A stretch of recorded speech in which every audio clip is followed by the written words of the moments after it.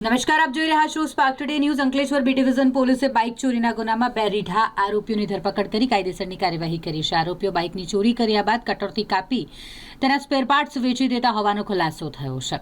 2 ઇસમો શંકાસ્પદ મોટરસાયકલ લઈને Ansar માર્કેટે service road તરફથી અંકલેશ્વર તરફ જવાના છે। બાતમીના આધારે પોલીસે તેઓને અટકાવ્યા અને તેમની પાસે રહેલી બાઇક ચોરીનું હોવાનું સામે આવ્યું। આ બંને આરોપીઓની જ્યારે પૂછપરછ કરવામાં આવી ત્યારે તેમણે જણાવ્યું કે હાંસોટ વિસ્તારમાંથી બાઇકની ચોરી કરી। આ ઉપરાંત આરોપીઓએ હાંસોટ, પાનોલી, નવેઠા અને કોસંબા ખાતેથી અને 10 જેટલી બાઇક ચોરી કરી લાવ્યા અને ગ્લેન્ડર તથા અન્ય સાધનો વડે કટિંગ કરી તેના નાના નાના ટુકડાઓ કરી 2 વ્હીલરોના સ્પેર પાર્ટ વેચી દીધા હોવાનો ખુલાસો થયો, જેના આધારે પોલીસે 1.83 લાખનો મુદ્દામાલ કબજે કર્યો છે અને પોલીસે 2 આરોપીઓને વોન્ટેડ જાહેર કર્યા છે।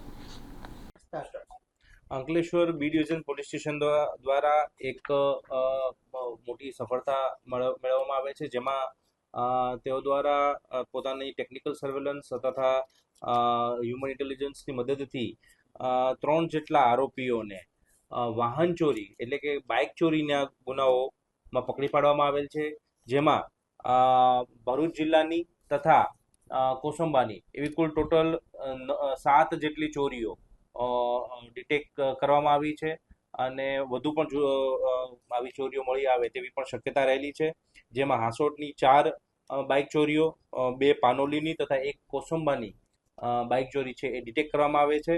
આ જે છે એમને જે આરોપી પકડાયેલ છે એ ઉસ્માન જીકરી, મોહમ્મદ સલમાન તથા એક કાયદાના સંઘર્ષમાં આવેલ બાળક છે એ એમાં મળી આવેલ છે। 2 જેટલા આરોપીઓ તેમાં હાલમાં વોન્ટેડ છે।